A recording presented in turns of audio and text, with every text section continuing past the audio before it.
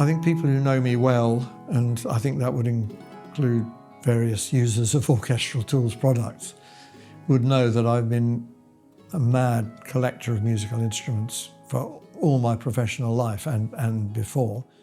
Musical instruments generally that I can to some degree play, and that's how my love for these instruments developed, because I sit there playing them. I play them for hours on end, and they become part of my own personal writing process.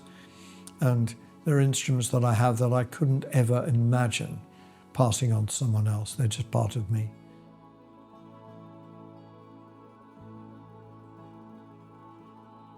Yeah, I guess what it comes down to for me is that the orchestra, as we know it, the romantic orchestra, as it's always called, is not the only way to make a film score. And adding a bunch of plug-in synths, or even real synths, is not the only way to add to or replace that orchestra. There's hundreds of instruments out there that can make a really valid and exciting contribution to a film score, a TV score, or whatever else it is you're writing. And my job isn't done until those hundreds of instruments are all represented and available. And I'm going to keep going till that happens. The instruments we're using are all very good instruments. If they were wines, they'd be at their absolute perfect vintage condition. And these instruments are perfect for that. And there's something about the soul of these instruments that helps them all blend together. You see from your keyboard what the range of those instruments are, and you can feel by experimentation which instruments work well with others. I mean, we found, while working on this, the sound of a Renaissance lute together with a four-string tenor guitar from the 1930s made an incredible sound working together. You kind of know one sound, you know the other. You put the two of them together and you've got something completely different and completely fresh. Every musical instrument there is forms a part of an evolutionary process. And the classical guitar, for example, is the sort of sharp end of an evolutionary process. That instrument will have been unrecognizable from what we see today, say 200, 300 years ago. And all these instruments are part of that process, and they either reach a sort of evolutionary finality and they freeze at that point and remain that instrument for all of eternity, for all we know, or they were a part of history. And there's some of that in every avenue of musical instrument creation: brass, woodwind, percussion, bowed strings, plucked strings, sounds that could be from 2,000 years ago. Who knows? I mean, these sounds feel right. I must emphasize that one of the unique qualities of this library is the instruments are very good. If you're sitting next to them, hearing them, or if you're playing them yourself, you just say, wow, that just sounds wonderful. All these instruments have a different articulation, a different attack, a different release.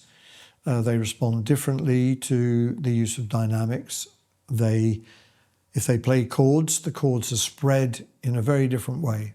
For example, the tenor guitars and the mandolin family are all tuned in fifths, which means their chords are lovely wide spread, whereas the guitar, the chords are really quite compressed because the strings are 4, 4, 3, 4, 4. So the chords are very tight and very kind of compressed, whereas you get a much more open world with instruments tuned in fifths. And if you've got a little rhythmic ostinato going, to play it on an instrument that's got two strings tuned in unison, like a mandolin or a mandola or a mandocello, they will sound completely different from a guitar playing that same thing, or indeed a 12-string guitar, which those strings will be tuned in octaves.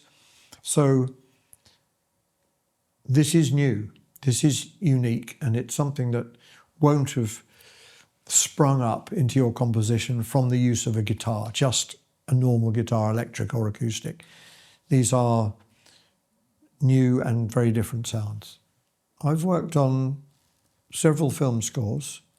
Notably, I would say some of the Harry Potter scores, where I've arrived at Abbey Road to meet and greet the great John Williams, and I've seen maybe a dozen musicians around me, all playing the kind of instruments I play. They've all turned up with their sackbuts and their shawms and their rebecks and their canoons and their whatever. And it's great to see all these guys and girls, and great to know that I'm sat amongst them and that someone as great as John Williams has decided to use all these instruments.